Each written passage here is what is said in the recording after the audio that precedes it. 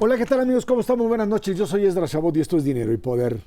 El lunes, el Aeropuerto Internacional de la Ciudad de México inició un proceso para reducir las operaciones diarias de 52 a 43 vuelos por hora, dicen, para evitar su colapso. Ese fue el argumento. La dirección de la terminal aérea dijo que quiere reducir el número de pasajeros a 40 millones al año, meta que sería difícil de alcanzar en lo inmediato, pues en 2023 se transportaron a más de 48 millones de pasajeros. Por otro lado, también hubo un incremento del 77% en promedio de las tarifas del uso de aeropuerto. El TUA le habrá costado más caro que, pues ahora sí, las aerolíneas le cobran a los usuarios. Para hablar de este tema nos acompaña en el estudio Dinero y Poder Rosario Avilés, periodista experta en aviación. Rosario, muchas gracias por estar aquí con nosotros. En Cervera Macarios, que tiene muy buenas noches. Rosario, a ver, primero, el tema de reducir la cantidad de vuelos en el aeropuerto. ¿Hay alternativas? ¿Es un modelo racional decir ya no cabemos acá o estamos utilizando de forma excesiva el aeropuerto? Es muy común tener que llegar al aeropuerto de la Ciudad de México, terminal 1 o 2, y tener que bajar en el camioncito porque dicen que no hay posiciones abiertas y uno por ahí sí las ve. ¿Qué es lo que sucede? Sí, bueno, en realidad el problema de saturación no es en pista, no es en el aire, es en tierra, es en los edificios terminales.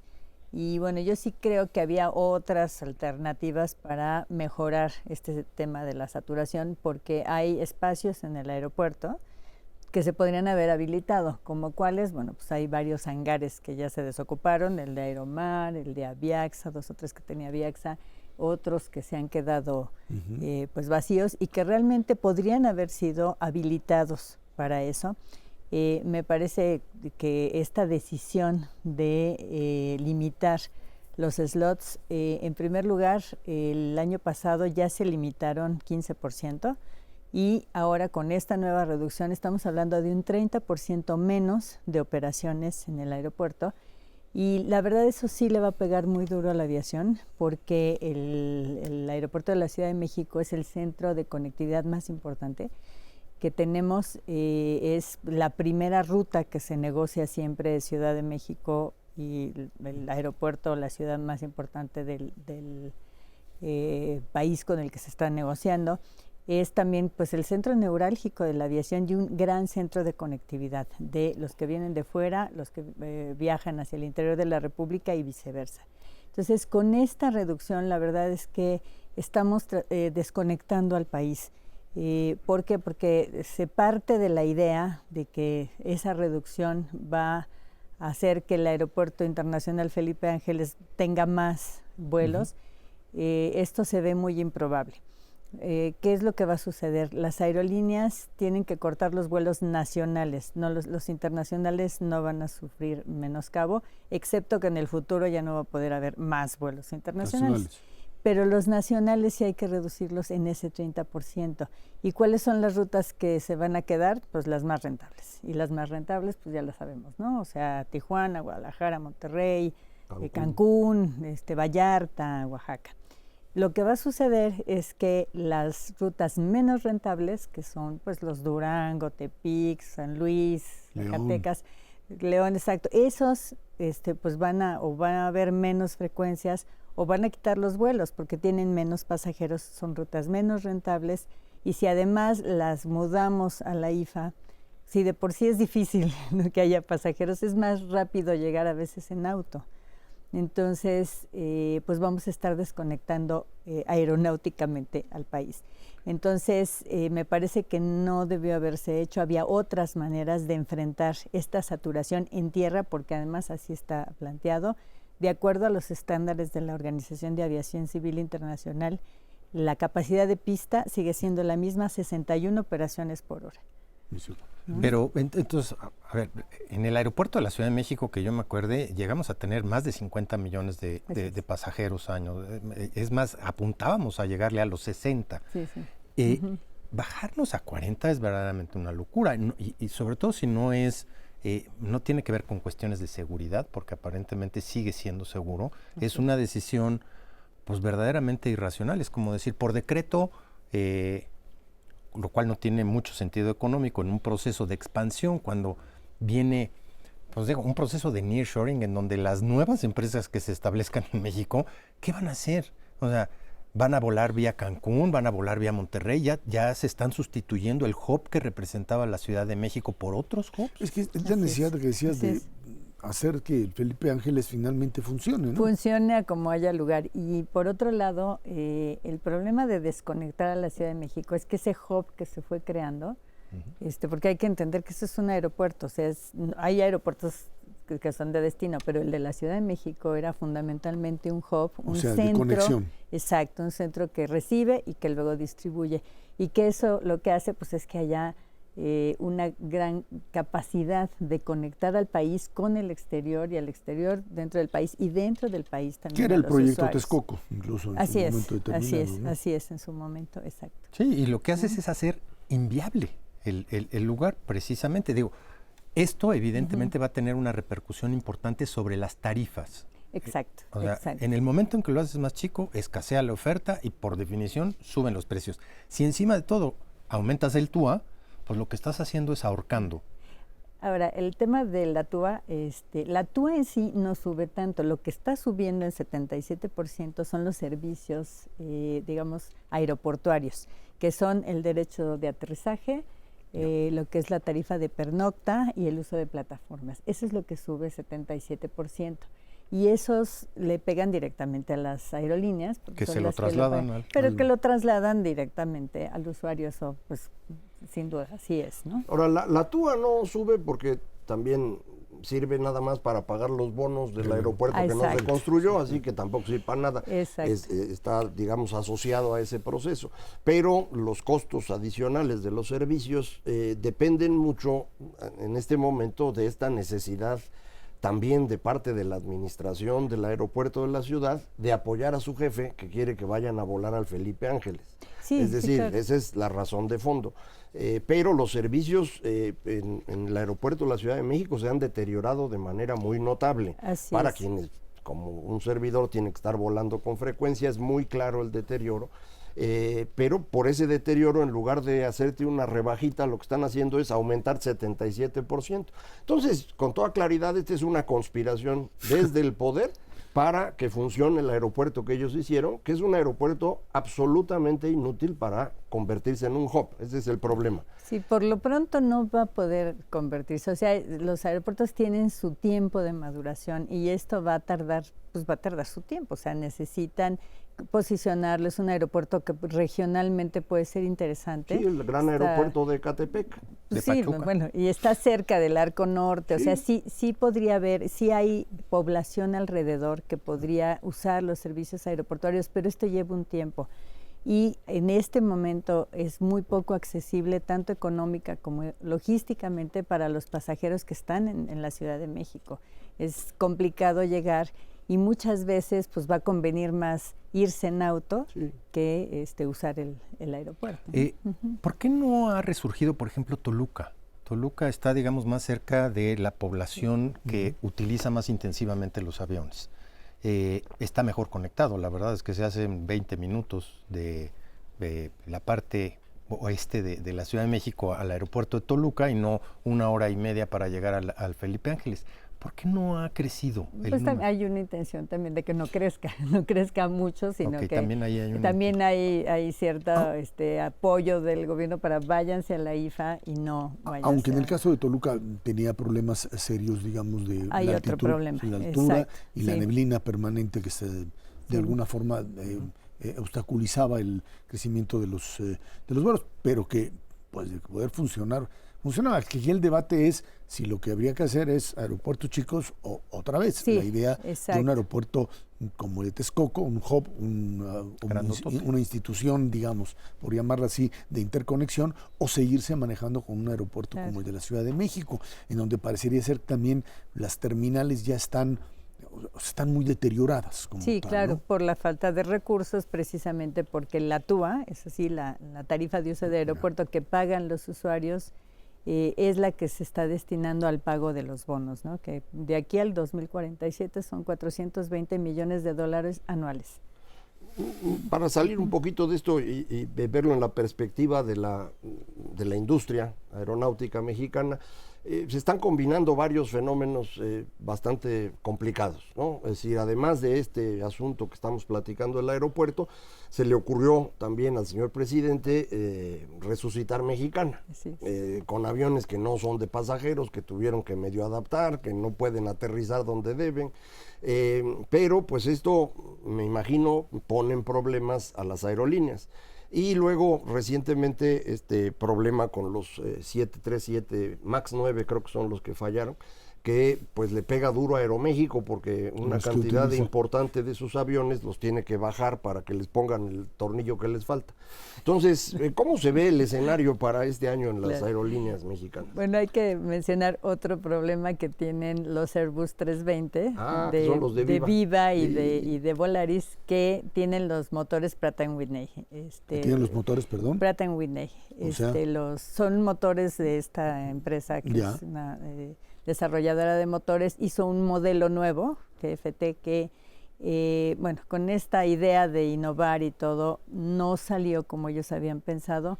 Hay 3,000 motores de estos en el mundo, y en México tanto Viva como Volaris tienen varios de estos aviones, y van a tener que estarlos bajando de vuelo. Eso es en ese caso. En el caso de Aeroméxico son 19 aviones muy recientes. O sea, la verdad es que en el caso del Alaska, que tuvo el problema de la puerta, tenía 10 semanas de haber sido entregado este avión. No es un tema de mantenimiento, es un tema de pues que no hubo ese control de calidad. La misma Administración Federal de Aviación de los Estados Unidos pues ha sacado varias comunicaciones muy preocupada por este tema. Y todavía no se sabe exactamente cuándo pues va a terminar el asunto, pero esto efectivamente nos está pegando como industria, tanto pues a las 3 aerolíneas, ¿no? A las 3 aerolíneas nacionales, y algunas en el mundo. Son 177 aviones de este modelo que están en tierra por ahora. Complicado el panorama. Sí. Mejor en algo, por ejemplo, el aeropuerto de Tulum, que ya tiene vuelos, lo están utilizando, está, digamos, desahogando Cancún, ¿o no? Ese tiene más visos de funcionar. O sea, el problema de Tulum es también en parte lo que le pasa a la IFA. O sea, de la barda para adentro está todo como debe ser, excepto que no tiene el equipo el ILS, ¿no? El ILS para los vuelos por instrumentos, por eso se tuvo que regresar. Se fue a Mérida. Por eso se fueron a Mérida, pero bueno, esa es cuestión de equiparlo. Pero el problema es cómo llegar. De la barda hacia afuera, el acceso es complicado. Entonces, hoy en día, si uno quiere ir de ese aeropuerto a cualquier lugar, a Tulum, a la Riviera Maya, a Playa del Carmen, ya no digamos a Cancún o a Chichén, el costo es muchísimo más alto de lo que costó el boleto de avión. Entonces, eso es parte del problema de la no conectividad terrestre, que se debe pensar al mismo tiempo que la conectividad aérea. No, sí. En este escenario que estamos planteando, va a ser un año complicado para la aviación, pero esto tiene un efecto sobre el resto de la economía. Sin duda. Y ahí es donde hay una preocupación. Estamos en la idea de que el país está creciendo y que este año nos iba a ir muy bien y que puede llegar, decía Ernesto, el nearshoring. Y los turistas. ¿Habrá posibilidad de eso? ¿Podrá Guadalajara, que es el aeropuerto más decente que veo yo como posibilidad de reemplazo, podrán hacer algo para aprovechar esto o este año lo dejamos pasar? El problema es que la aviación se piensa con suficiente tiempo para planear.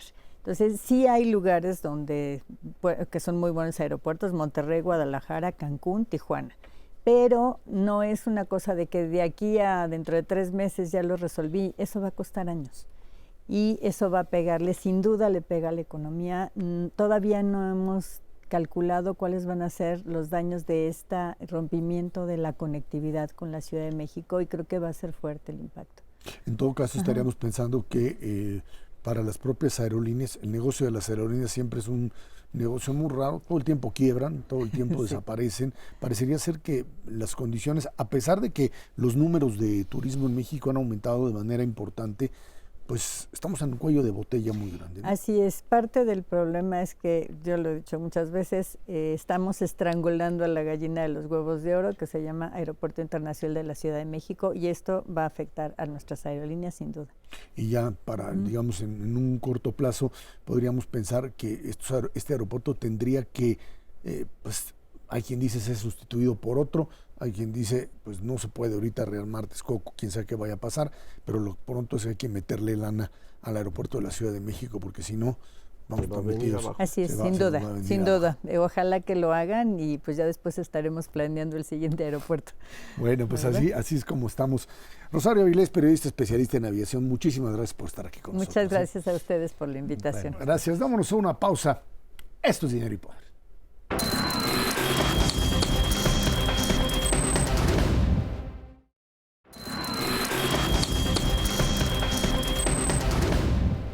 En el Congreso de la Ciudad de México no avanzó la ratificación de Ernestina Godoy como fiscal general de la capital del país. Con 41 votos a favor, 2 del PRI, a 2 que finalmente los convencieron, 25 en contra, la ahora exfiscal se quedó a 3 de repetir en el cargo por 4 años más. Se requerían 44 votos para alcanzar una mayoría calificada. Quien se quedará a cargo del despacho es Ulises Lara, vocero de la institución, hasta la mañana del martes. Lo que sigue es que el Consejo Judicial Ciudadano deberá conformar una terna para elegir un nuevo fiscal. Quién sabe para cuándo. Ernestina Godoy podría ir, dicen, al Senado de la República. Bueno, pues ahí está uno de los choques frontales entre la oposición y el gobierno, básicamente por el control de, pues, lo que es una fiscalía. Las fiscalías las suponíamos que habíamos pasado de un momento de control en las procuradurías a modelos autónomos. Parece que en ningún caso esto sucedió así. Finalmente hay, incluso en el caso de Ernestina Godoy, de una militante prácticamente, va a ser senadora o diputada o quién sabe qué, pero pues ligada muy cercana prácticamente al gobierno, y de una manera muy clara esto pues representa parte del pleito, de la polarización que vive el país en los últimos años, diría yo. Y a esto añadiríamos 2 escándalos más el escándalo Notimex, con estas denuncias que tienen que ver con San Juana Martínez y si hubo dinero que iba a la campaña de Claudia o no, y por el otro lado también una oposición que viene a decirte que pues el tema de la relación entre el PAN y el PRI, por lo menos en el caso de Coahuila, es verdaderamente alarmante, cuando pues ahora sí que firman acuerdos hasta para repartirse notarías y cosas por el estilo, en algo que daña, sin duda alguna, daña a la propia campaña de Xóchitl Gálvez. Xóchitl, candidata ciudadana, montada en partidos que parece están dispuestos a hacerle la vida imposible, Macario. Sí, creo que este documento que hizo público Marco Cortés, un acuerdo que había firmado con el PRI, con el hoy gobernador de Coahuila, pues muestra muy claramente que la política en México se degradó muy rápidamente en el proceso democrático, el experimento democrático breve que tenemos. Lo que ocurrió es que lo que servía como el lubricante de la política mexicana en el siglo XX, con el partido único que era la corrupción, se derramó a los demás partidos. No es que se haya desaparecido porque pasamos a la democracia, al contrario, se fue a los demás partidos y pues en este documento se muestra claramente, como bien dices, que no es una negociación política, que es perfectamente válida, cuántas candidaturas en un lado o en otro, eso está bien. Pero notarías, digo, es claramente corrupción, y eso pues lo publicó el mismo Marco Cortés en su cuenta de Twitter. Entonces ahora que se haga responsable es yo creo una estupidez monumental de su parte, y yo esperaría que Acción Nacional se deshaga de él lo más pronto posible, si todavía quiere ese partido hablar de Estado de Derecho y de ética y demás, como lo hizo en toda su historia. Lado de la Fiscalía, sí hay fiscalías autónomas en algunos estados, pero en todos ellos esto se ha convertido también en un fenómeno político. Por ejemplo, en Nuevo León, el fiscal le hacía la vida imposible al gobernador, y cuando al gobernador se le ocurre, este señor Samuel, se le ocurre ser candidato presidencial, pues el fiscal es el que primero apareció como el reemplazo, después ya esto no ocurrió. Lo mismo en Morelos. En Morelos, para que el fiscal no pusiera en problemas a Cuauhtémoc Blanco, lo que hizo precisamente la fiscal de la Ciudad de México es meterlo a la cárcel. Acusarlo desde la Ciudad de México, y ese es uno de los ejemplos de cómo esta señora Ernestina Godoy estaba utilizando el puesto de la Fiscalía en la Ciudad de México para actuar en contra de los adversarios políticos, y es la razón por la cual pues votan en su contra, y me parece que es una buena cosa que así haya ocurrido. Ese fue un gran éxito de la oposición, que se borra por completo con la tontería que hizo Marco Cortés. Ahí están en esto. Ernesto, estamos hablando fundamentalmente de pues esta lucha entre los dos bloques, con el lodo que apenas comienza a surtir cada uno de ellos a sus respectivos candidatos, y te lleva digamos, a lo que sucedió con Movimiento Ciudadano igualmente, ¿no? En donde pues de repente van y apuestan por la candidatura de Jorge Martínez Álvarez Maínez, en algo que pues parecería ser otra vez también un proceso de descomposición. Otro lodazal, donde no tienes, ya habíamos platicado el año pasado de esta problemática de un tercer partido en un momento de polarización. Macario hacía la comparación con Ciudadanos de España, y hoy de repente ves a Jorge Álvarez Maínez en una situación pues, verdaderamente, yo te diría, dramática, Ernesto, porque pues parece ser parte de esta fractura brutal dentro del partido. Enrique Alfaro en Jalisco diciendo yo ya no le entro a esto, Dante Delgado no le quiere levantar la mano al propio Álvarez Maínez, se hace un ladito y le levanta la mano a Pablo Lemus, al candidato de Guadalajara. Estamos viviendo un proceso de descomposición política verdaderamente brutal en medio de un proceso electoral. En todos, francamente todos los frentes, todos los ámbitos, todos los partidos políticos, y yo creo que en parte eso es lo que los ciudadanos ven hacia el 2024 como el enemigo a vencer. Toda esta partidocracia que de una u otra manera durante 1997 a la fecha hemos visto precisamente, como dice Macario, en un proceso de descomposición, pues no les agrada votar por uno de los bandos que es pues el dominante, el actual, el oficial, en donde hay 3 partidos políticos que no se salvan de este proceso de descomposición. Por el otro lado, ahora sí que la retadora, como dicen en la cancha del fútbol, que también tiene a 3 partidos políticos que la mera verdad no hay para dónde hacerse en este contexto.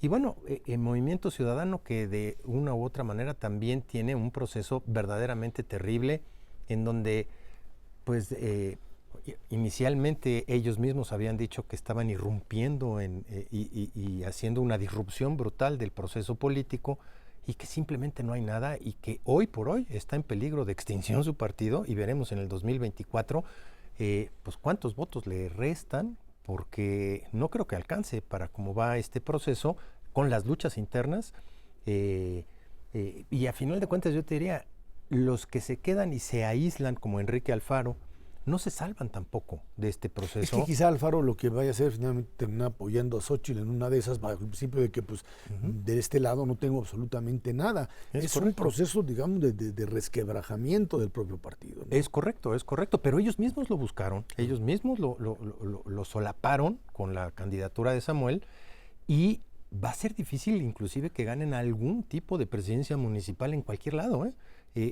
sin duda alguna está complejo el panorama. Y yo creo que los ciudadanos van a tener que empezar a tomar las decisiones específicas sobre la base de qué ciudadanos son, no de qué partido político. Va a ser muy difícil para el 2024, pero sin duda alguna ya estamos hartos, no de izquierdas o de derechas, sino del pragmatismo específico de lo que nos ofrecen los políticos, que provienen de partidos que efectivamente están hechos un lodazal en este país. Estaríamos hablando de una temática central. ¿Cuál es la temática central del proceso electoral? Es el tema inseguridad, es el tema corrupción, que ahora brinca por todos lados, 18. Que si el Morena, que si en el PAN, que si en el PRI, etcétera, etcétera, y candidatas que creo que tanto Claudia como Xóchitl dicen, pues hay que irse separando de la estructura partidaria porque en una de esas, es cierto, es la que te da el empuje y el aparato, etcétera, pero también que te puede finalmente terminar destruyendo, ¿no? Sí, y yo creo que cuando hablamos de corrupción sí hay que empezar a diferenciar los niveles, porque sí hay muchas diferencias, aunque todo mundo está haciendo cosas que no debe hacer. No es lo mismo negociar con el gobernador que te asigne notarías a tu favor, porque esa es una facultad que tiene el gobernador, a robarte 20,000 millones de pesos en Segalmex, ¿no? Sí, claro. Hay una diferencia muy grande. Y es la sombra de Segalmex lo que llevó a Dante Delgado a jugar primero con la candidatura de Ebrard, luego con la de Samuel, a no poder tener una forma de aliarse a la coalición y tener que lanzar a Jorge Álvarez.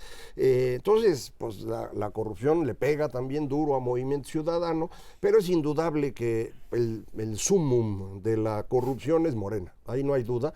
Lo muestra el caso de San Juana Martínez, que dice, pues me quieren rasurar o me rasuraron 20% de mi liquidación porque es para la campaña. Eso es algo que sabemos que se ha hecho en Morena desde que Morena existe. Fue lo que hizo la señora Delfina y por eso fue catalogada como delincuente electoral y aún así pudo ser candidata en Estado de México. Ahora sabemos también que los negocios de la familia presidencial no se circunscriben al joven Andrés Manuel, Andy como le dicen, sino también al hijo menor. El mayor creo que no hace muchos negocios porque pues, no es muy brillante, pero pues creo que la señora tiene dinero. Pero estamos hablando fundamentalmente de un mecanismo, digamos, de acusaciones mutuas entre distintos actores políticos que, pues lo que, digamos, el hilo conductor de todos y cada uno de ellos es que ahora todo se vale, absolutamente todo se vale. O sea, no hay límites, no hay procesos judiciales, o sea, no hay acusaciones que deriven finalmente en acciones legales, no las hay, y lo único que hay es esta idea de tú eres más cochino que yo. Y creo que eso, Ernesto, es finalmente a lo que están apostando. Es terrible, ¿no? Y fíjate que no se circunscribe solamente al caso de México. Donald Trump puede hacer lo que le dé la gana y de todas maneras va a ser candidato presidencial y puede ganar la presidencia de Estados Unidos, como él mismo dijo. Él mismo dijo, pues yo puedo estar aquí en Times Square, en Nueva York, matar a alguien y no va a pasar nada. De todas maneras voy a ser candidato presidencial y puede romper la ley con total impunidad en México y desde luego también en Estados Unidos y no hay consecuencias. Se acabó el pudor en ese sentido, se acabó en la parte el proceso, político. Y se acabó el llamado debido proceso porque las acusaciones van y luego desaparecen.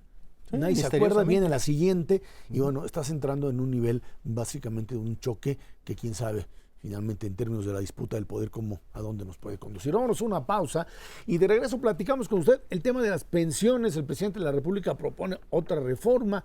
Las pensiones también, otra bomba de tiempo para la economía mexicana. Vámonos a una pausa.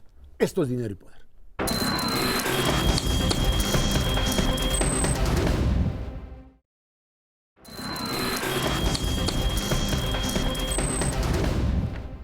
El presidente Andrés Manuel López Obrador anunció que buscará reformar el sistema de pensiones para que los jubilados reciban como mínimo el sueldo que tenían cuando estaban en activo, o sea, 100% de pues todo lo que ganaban. Sin detallar su propuesta, en la conferencia matutina dijo que con el actual sistema los trabajadores reciben solo el 30% de su sueldo. López Obrador dijo que enviará esta reforma a las pensiones y otra más al salario mínimo para que este se incremente por arriba de la inflación, lo que ya está estipulado, pero bueno, quizá tiene que ver en esto con esta idea de digamos, de convertir en texto constitucional una especie de mecanismo para subir salarios. Ahora, en el tema de pensiones ya se hizo una reforma en 2020 y en donde se aumentó la cantidad de dinero que aportan los patrones fundamentalmente. Había dinero que más allá del presupuestal, que le meten, ahorita damos los datos de cuánto tiene que aportar el gobierno para poder financiar, digamos, las pensiones, pero aportaciones extraordinarias por parte del gobierno se quitaron y hoy tratar de meter a todos, cualquiera que quisiéramos pues obtener el 100% del salario, creo que no hay ningún país que lo maneje al 100% de retorno, de poder manejar eso. Y, a ver, yo no creo que esto vaya a pasar, pero sí suena importante en términos de estrategia política. O sea, lanzarlo para que la oposición diga, no, estás loco, ¿cómo va a aprobar esto? Y entonces, pues se diga, ya ven, los que no quieren que que ganen esas cantidades la oposición. Finalmente, en esta actuación del presidente de la República, que está abiertamente en campaña, ¿no? Sí, clarísimamente. A ver, esta propuesta no pasa, pero la más mínima prueba de viabilidad. Simplemente no se puede, no hay parangón en la historia de cualquier país, ni siquiera tiene mucho sentido. La verdad es que la productividad laboral pues tiene que hacer cancha precisamente para que los jóvenes entren y desde luego va en contra de del propio proceso que se hizo de reforma de pensiones, en donde sí se incrementa, pero en donde parte de la responsabilidad de ese ahorro que van haciendo los trabajadores también debe de recaer en los trabajadores. No hay absolutamente ninguna parte del sistema de pensiones que tenemos actual que diga pues, que la gente no puede ahorrar más para tener una pensión digna hacia adelante. Al contrario, te dan incentivos y alicientes para que ahorres más, te dan un porcentaje superior en términos de los propios pensiones. De lo que te puede dar un banco, digamos. Sin duda alguna, vamos, no hay ninguna duda. El problema de fondo es que tienes todavía en México la convivencia de dos sistemas, unos que no habían ahorrado anteriormente y que se acogen al sistema de pensiones anteriores, en donde precisamente pues estás topado por el Seguro Social a una cantidad y depende de tu último salario cuánto es lo que te puede dar el gobierno, no lo que ahorraste tú durante toda tu vida laboral. Ese es un sistema. El nuevo sistema que empezó pues, con la reforma que hizo el presidente Zedillo, y desde entonces a la fecha, 1997, muchos de los trabajadores, la gran mayoría de los trabajadores formales del país se acogen a este sistema, que son precisamente las AFORES, y que pues no queda claro, porque el presidente nada más menciona, pero no manda la iniciativa, si ese es el que quiere reformar, si lo quiere hacer a través de mayores aportaciones de los trabajadores, mayores aportaciones de los empleadores, no queda claro. Lo que sí queda claro es que es en época electoral, política, claro, laboral, para decir, pues efectivamente, esto no es algo que tenga viabilidad económica, pero suena muy bien y vamos a ver cómo le cae a los trabajadores, aunque no se vaya a aprobar. ¿Se puede tener una tasa de reemplazo de 100%? Sí se puede. O sea, eso es pagar el 100%. Exacto, si quieres que las personas tengan como pensión lo mismo que ganaban en su último salario, es perfectamente factible, nada más que eso exige un ahorro muy elevado y un tiempo de trabajo muy grande. Entonces, yo hice el cálculo para saber si se podía o no. Entonces, una persona que entra a trabajar a los 20 y sale a los 65, es decir, trabaja 45 años y espera vivir 20 más, ¿no? Que es un poco más alto que la esperanza de vida, pero digamos que es lo que las personas pueden vivir después de los 65 hasta los 85 años.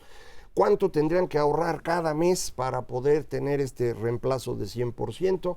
Tendrían que ahorrar el 23% de su ingreso. Imposible. ¿Se puede ahorrar el 23%? Pues habrá quien pueda, pero no está nada sencillo. Lo que está haciendo la Afore ahora es moverse a llegar al 15% en algún momento, en varios años, y con ese 15% de ahorro, pues puedes garantizar una pensión del 70% de tu último salario, que es más o menos lo razonable en todas partes del mundo.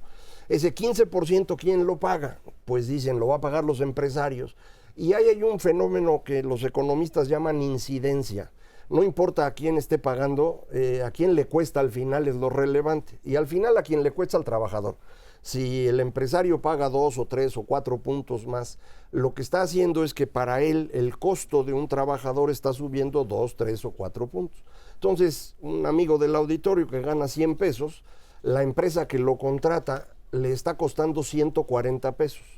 Esa es la forma como las empresas van a decidir si contratan más o menos personas. Entonces, uno puede ponerle un montón de prebendas a los que tienen empleo. Cada cosa que le des a quien tiene empleo implica más gente que nunca va a tener empleo. Esa es la razón por la cual hay una economía informal de casi 60% de los mexicanos.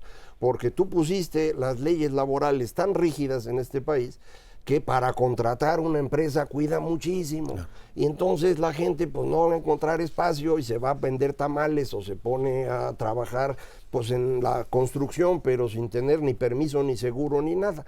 Esa no es una buena idea, pero explicar eso es muy difícil en un país que se ha educado en la idea de que el gobierno de algún lado milagrosamente saca dinero.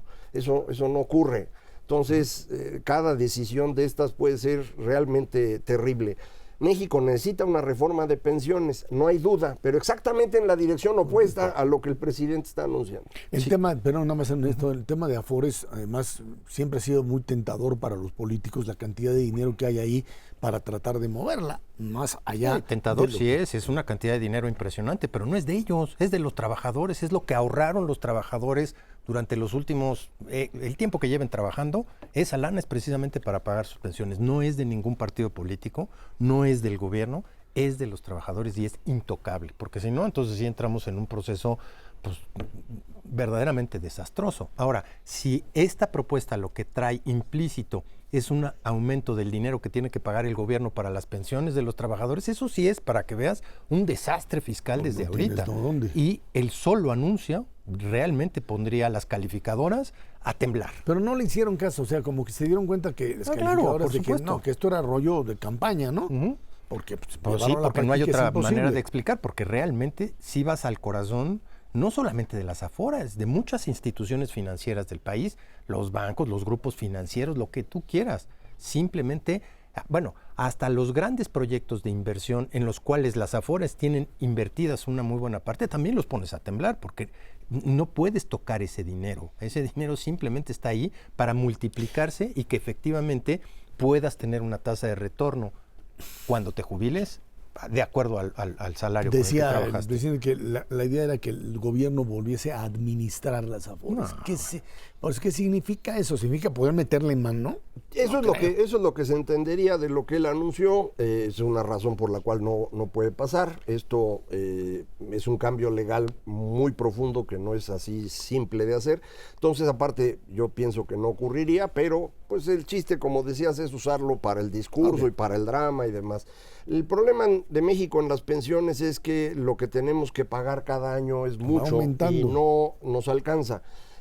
Cuando a él se le ocurrió empezar a dar esta pensión no contributiva, el dinero para los viejitos o como se le quiera llamar, lo que hizo fue ampliar el problema. Es decir, nosotros traíamos pues, un déficit, digámoslo así, cada año de 1 billón y fracción. En este año 1.400.000 millones de pesos que hay que pagar de pensiones de Seguro Social e ISSSTE que no están fondeadas y que tiene que pagar el gobierno.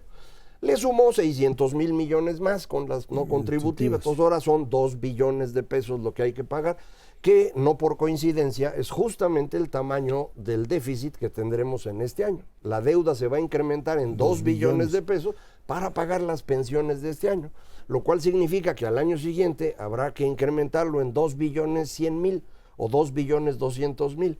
Pero si logra su reforma, entonces serían 3 o 4 billones. Bueno, no se puede. Pues no hay manera. Pero además hay que entender que otra vez no hemos, digamos, pasado al modelo de igualar las pensiones en términos de su manejo. CFE tiene contratos totalmente diferentes. CFE y Pemex tienen tasa de reemplazo de 100%, y la pagamos todos nosotros. Sí, claro. Siga usted pagando sus impuestos, por favor. Por favor. Pero además le genera una deuda laboral a Pemex y a CFE impagable. O sea, no hay manera de que CFE y Pemex puedan pagar con la rentabilidad propia de la empresa esas jubilaciones. En el caso de Comisión Federal es muy interesante porque la reforma que se hizo en 2014 fue una negociación con el sindicato para pues quitarles varias de estas prestaciones. Llegan estos señores y el Bartlett, que ya ves que es muy nacionalista y él no tiene problemas porque tiene 85 casas, pues dijo, vamos a devolverles sus prestaciones. Y esto se nota incluso en la medición del Producto Interno Bruto de la industria eléctrica, que cae 27%, porque siguen produciendo lo mismo, pero con un costo mucho mayor. Entonces no es nada más que la comisión esté en problemas, es un fenómeno que se percibe incluso a nivel del valor agregado nacional, simplemente porque estos señores son bien ocurrentes y pues hacer caravana con sombrero ajeno que es el sombrero de los que pagamos impuestos, pues es una maravilla, man. Vámonos a una pausa, de regreso platicamos con ustedes indicadores económicos, el tema de inflación, el tema de crecimiento económico para este 2024, vínculo entre la economía mexicana y la norteamericana, todo esto que de alguna forma pues es el contexto donde se está dando este proceso electoral en nuestro país. Algo que pues por lo pronto está, dicen algunos, detenido de alfileres, una economía mexicana que se mueve, pero que pues tiene atrás problemas serios de deuda y de financiamiento. Vámonos a una pausa. Esto es Dinero y Poder.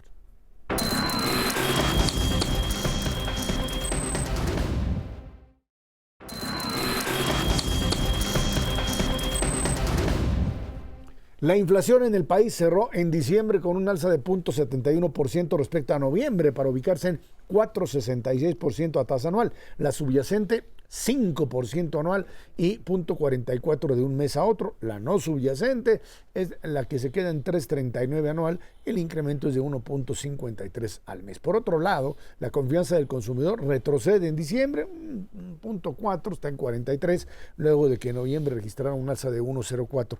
No es muy importante por ahí, pero bueno, pues ahí está, es como se maneja este tema. En octubre, el indicador de confianza, más bien el indicador coincidente, registra un nivel de 100.99 puntos, casi 101. El adelantado que trata de prever cómo va a caminar la economía está en 126.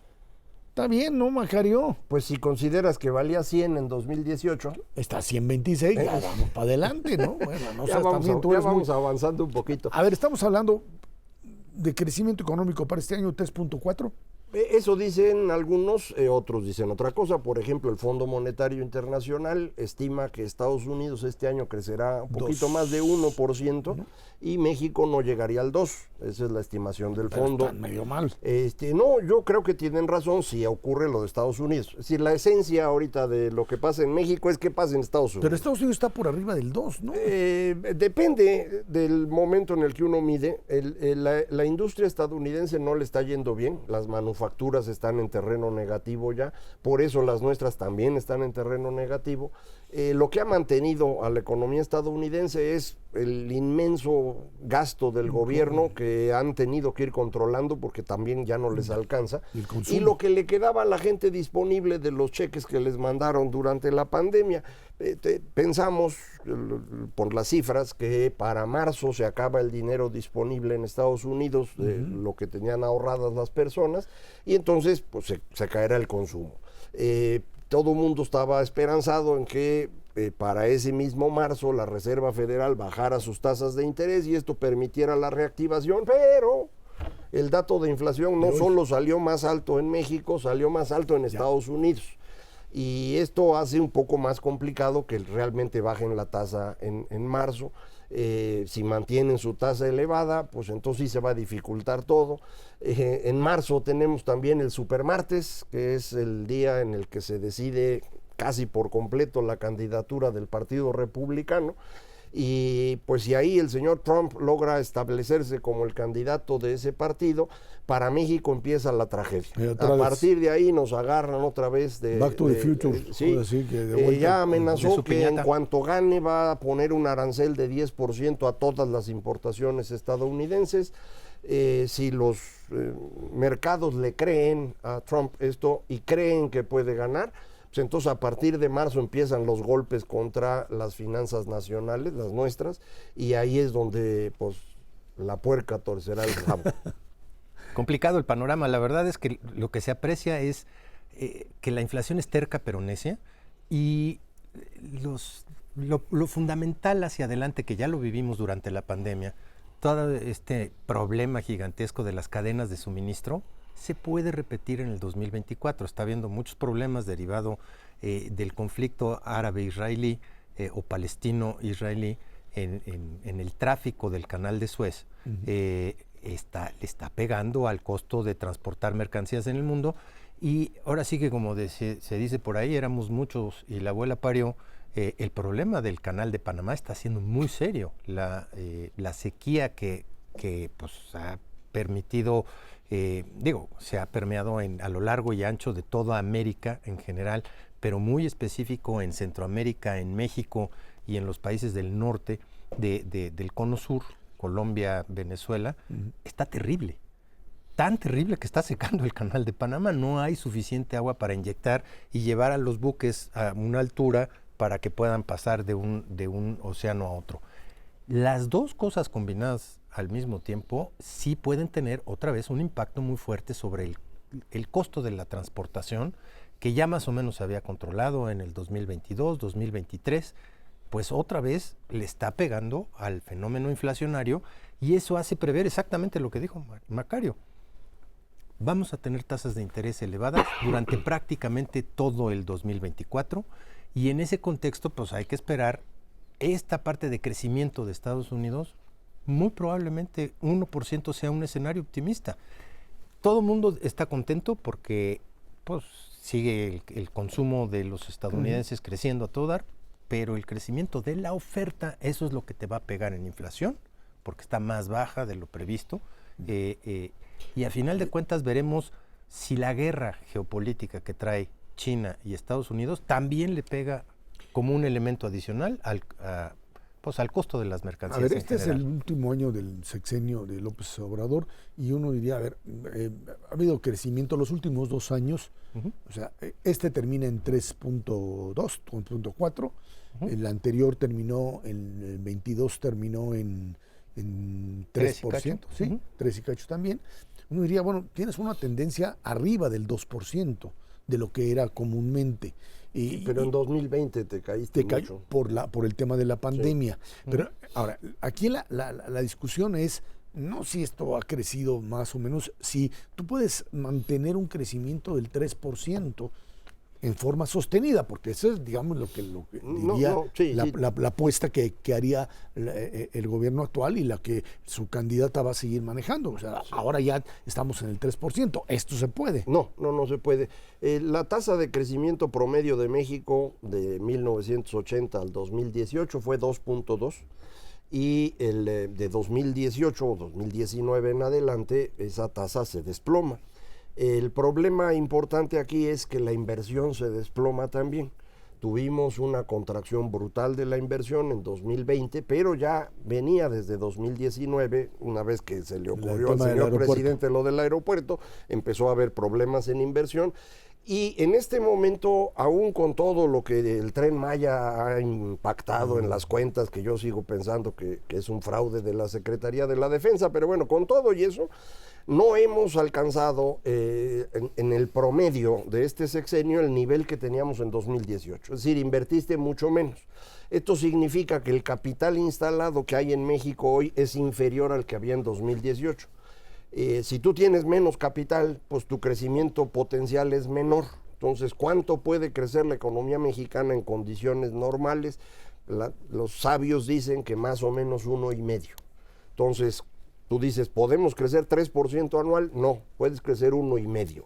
Puedes llegar a superar ese 1,5 cuando tienes jalón externo, como por ejemplo de parte de Estados Unidos, y puedes exportar algunas cosas. ¿Tú explicarías que el aumento al 3% del año pasado y tiene que ver básicamente por economía norteamericana en esto? Sí, claro. Estados Unidos ha venido creciendo muy bien y le pega positivamente a la economía mexicana de manera muy importante. Influye también el gasto de consumo privado, que ha sido un motor de crecimiento importante en México durante los últimos 2 años. No hay duda, en 22 y en 23 el consumo privado en México sí representó un jalón importante por el lado de la demanda, que no ha sido, digamos, equiparado con un crecimiento de la oferta. Y a mí me preocupa del crecimiento prospectivo. No hay variable en México y en el mundo que te afecte positivamente más tu crecimiento prospectivo que lo que inviertes hoy.